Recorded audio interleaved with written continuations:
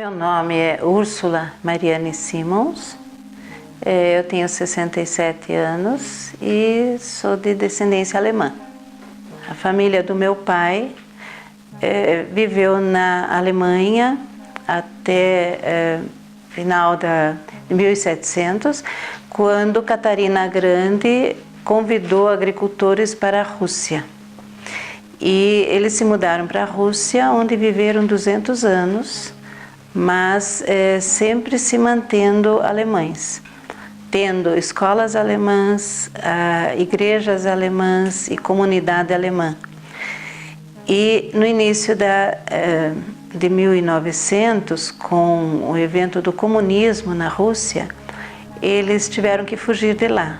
Então, em 1930, eles fugiram da Rússia, foram para a Alemanha, e a Alemanha não pôde recebê-los de volta em função da recessão que havia lá na época, e de lá eles foram encaminhados, a comunidade dividiu-se, uma parte foi para o Canadá, uma parte para o Paraguai e uma parte para o Brasil. E o meu avô veio encaminhado para o Brasil. No Brasil eles chegaram em Santa Catarina, onde eles montaram uma colonização, mas começaram da estaca zero, tendo que cortar as árvores, construir seus barracos, fazer suas culturas. E isso foi uma época muito difícil porque não havia como escoar a produção. Então meu pai recebeu uma bolsa de estudos e pôde sair de lá, porque ele já era adolescente e precisava de uma escola mais esmerada. Ele foi estudar em São Leopoldo, no Rio Grande do Sul. E de lá ele voltou já adulto e a família já tinha saído de Santa Catarina e montado uma colônia em Curitiba, no Boqueirão.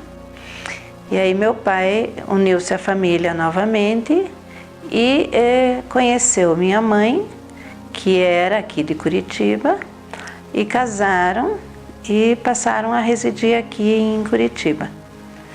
A família da minha mãe, o meu bisavô saiu da Alemanha em 1864, veio num navio à vela, fugiu de casa aos 16 anos, chegou em São Francisco do Sul, onde ele fugiu do navio e com muita dificuldade conseguiu chegar em Curitiba sem conhecer a língua, sem conhecer ninguém, e acabou se assentando aqui em Curitiba, onde ele daí casou e teve seus filhos, e um dos filhos foi meu avô, que também continuou morando em Curitiba, e assim os meus pais se conheceram e passaram a residir em Curitiba. E aí nascemos nós, 3 filhos, também aqui em Curitiba. Os meus avós paternos, quando vieram para cá, eles continuaram morando na comunidade. E a comunidade só falava alemão. A comunidade fala alemão até hoje. Então, os meus avós pouco aprenderam o português. Eles não precisavam muito do português para sua sobrevivência.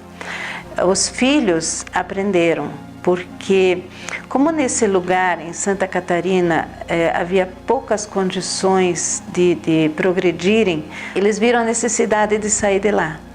O meu pai foi mandado para o Rio Grande do Sul e as irmãs dele foram para Blumenau trabalhar como babás, para que houvesse uma possibilidade de sobrevivência, né? E elas aprenderam o português nas casas em que foram trabalhar. Os meus avós jamais aprenderam. E o meu pai estudou numa escola muito boa no Rio Grande do Sul e se formou professor. Então meu pai falava muito bem o português e falava muito bem o alemão, porque a profissão dele era professor de alemão. Só que, mal ele se formou, estourou a Segunda Guerra Mundial e o alemão foi proibido. Então ele perdeu a profissão. Aí ele veio para Curitiba e tentou trabalhar de outras maneiras, não dentro da profissão dele. Mas o conhecimento que ele tinha da língua era perfeito. E isto ele passou para nós com perfeição. Então, o nosso alemão, meu e dos meus irmãos, ele é muito correto. E quando nós chegamos na Alemanha, ninguém sabe que nós não somos alemães. As pessoas não sabem de que região nós somos. Quando nós vamos para o sul, eles pensam que nós somos do norte. E quando nós estamos no norte, eles pensam que nós somos do sul. Porque nós não temos sotaque de nenhuma região da Alemanha. O contato com a língua portuguesa, ele aconteceu ao mesmo tempo praticamente. Isso foi simultâneo. Porque a criança tem muita facilidade em aprender línguas simultaneamente e sabe exatamente com quem ela deve falar qual língua. Então, nós sabíamos que dentro de casa se falava alemão, mas no que eu saísse de casa falava português. Então, isso entrou simultaneamente. Não houve um momento do aprendizado do português. Né? Onde, por exemplo, na comunidade onde as pessoas só falam alemão, as crianças acabam aprendendo português só quando entram na escola. Mas não foi o nosso caso. No nosso caso, nós estávamos aqui já morando na cidade, nós nunca moramos na comunidade, sempre moramos na cidade.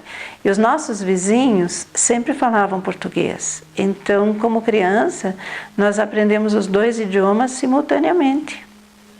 Isso para a criança não tem dificuldade nenhuma. Ela aprende 2, 3, 4 idiomas simultaneamente. E aí, quando eu entrei para a escola, eu já entrei para uma escola que não era bilíngue. Na época nem existia escola bilíngue. Então, na escola, todos falavam português. Então, eu aprendi todo o português naturalmente. Mas, como eu sempre gostei muito de ler, desde que eu aprendi a ler, eu sempre li em português e em alemão. Então isso possibilitou aprender também a escrita do alemão. Então eu aprendi a ler o alemão e escrever o alemão corretamente, basicamente pelas leituras. E quando nós tivemos os nossos filhos, nós sempre procuramos manter essa cultura. E aqui nós mantivemos tanto a gastronomia, nós temos um gosto muito grande pela comida alemã, e os nossos filhos, quando crianças, sempre participaram do grupo folclórico no Clube Duque de Caxias. Então essa cultura se manteve bastante, né? E nós também lemos muito da literatura alemã. Os meus pais eram grandes leitores, então tinham muitos livros. Eu lia muito para os meus filhos em alemão e eles também aprenderam a ler em alemão. Então, eles são capazes de ler ambas as línguas. Eu vejo que a preservação da cultura alemã na minha família, ela possivelmente, não tenho bola de cristal, mas possivelmente vai ser diferente para os meus 2 filhos. O meu filho já teve estágio em que ele precisou do alemão e ele foi mandado para a Alemanha em função do domínio que ele tinha do alemão. Então ele sempre valorizou muito. E o alemão, ele dá uma abertura muito grande para a aprendizagem do inglês, porque como eles têm a mesma raiz, muitos sons são semelhantes, então facilita muito o aprendizado do inglês. Então ele também fala muito bem o inglês. O meu filho casou com uma pessoa que, apesar de origem até ser alemã, mas não mantém mais a cultura alemã na família. E a mulher tem muita influência na criação dos filhos. Então eu acredito que quando eles tiverem filhos, possivelmente não vai se manter muita coisa da cultura. Já minha filha casou com um rapaz que também é da comunidade alemã, dessa que veio através da Rússia e veio parar no Brasil, onde os avós falam alemão, os tios falam alemão, os primos falam alemão. Então, não tem nem escapatória. Eles vão continuar mantendo a cultura alemã e esse nosso neto vai aprender o alemão, vai para a escola alemã e com certeza vai passar para frente mais uma geração. Sim, a forma de falar do curitibano tem muito a ver com essa imigração e essa busca do aprendizado do português. Cada região tem a influência pela imigração que teve. Então, mais para o norte, existe muita imigração dos portugueses.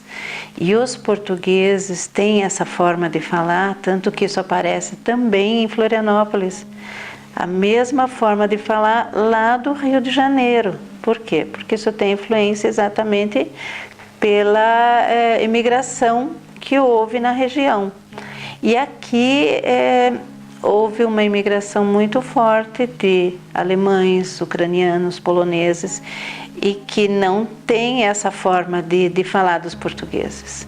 E isto deu, acredito que, origem a essa forma silábica do curitibano falar, que é uma forma que qualquer brasileiro entende. Até acho engraçado o leite quente, mas entendem.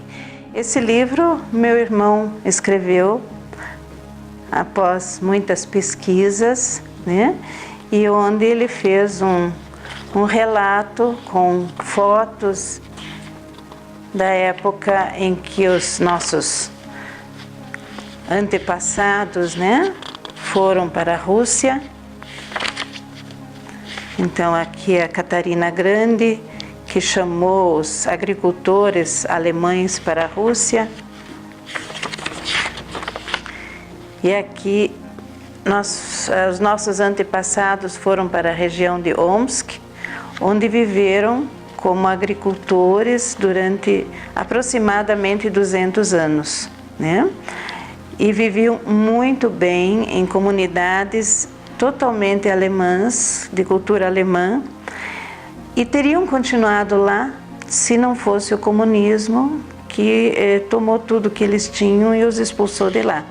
Eles tiveram que fugir, né? Vindo então para o Brasil. E aí eles foram alojados em Santa Catarina. Isso tudo ele relata aqui, como eles inicialmente viviam em casebres, até que conseguiram novamente montar sua cultura, construir suas casas.